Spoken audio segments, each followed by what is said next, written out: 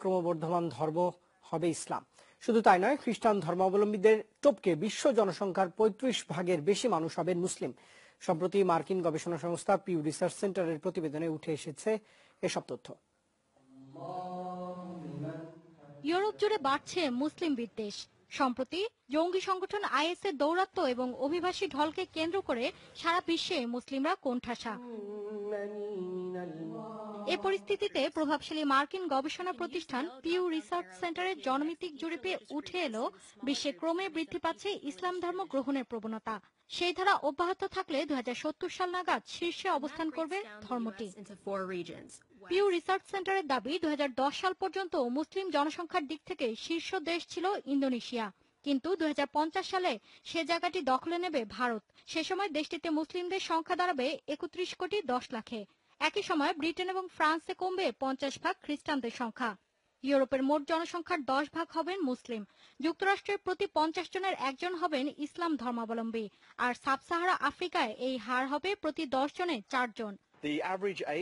Britain সহ গোটা ইউরোপে ইসলাম ধর্ম গ্রহণের প্রবণতা বাড়ছে। নতুন মুসলিমদের বেশিরভাগই তরুণ, এদের বয়স ২৫ থেকে ৩০ বছরের মধ্যে। তাই ভবিষ্যতে মুসলিমদের সংখ্যা বাড়বে, এটাই স্বাভাবিক। আমেরিকায় ধর্মীয় নীতিবাক্য প্রচারে রোববারকে গুরুত্ব দেয়া হয়, কিন্তু মুসলিমদের কাছে প্রতিদিনের ৫ ওয়াক্ত নামাজই গুরুত্বপূর্ণ। মসজিদে সবাই এক পরিবারের সদস্য। আমাকে ধর্মান্তরিত হতে সবচেয়ে বেশি যে তথ্যটি উৎসাহিত করেছে তা হলো খ্রিস্ট ধর্মের অনুসারীরা যিশুকেই সর্বক্ষমতার উৎস মানেন, কিন্তু তিনি ইসলাম ধর্মের স্রেফ একজন নবী।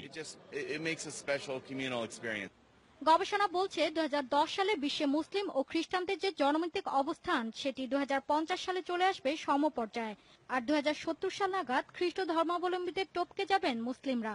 পিউ রিসার্চের দাবি এই সময়ের মধ্যে ৪ কোটি মানুষ খ্রিস্ট ধর্ম গ্রহণ করবেন ঠিকই, কিন্তু ধর্মান্তরিত হবেন ১০.৫ কোটি খ্রিস্টান। পিউ রিসার্চ সেন্টারের গবেষণায় বলা হয়েছে, মুসলিমদের ধারাবাহিক বৃদ্ধি পুরোপুরি সংখ্যাতাত্ত্বিক, কারণ পারিবারিক বা ধর্মীয় ধারা মেনেই মুসলিমদের সন্তান সংখ্যা বেশি হয়। অপর শক্তপোক্ত ইস্যু হল মুসলিমরা কখনোই ধর্মত্যাগ করেন না।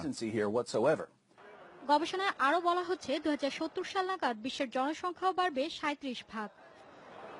মৌলি ইসলাম, যমুনা নিউজ।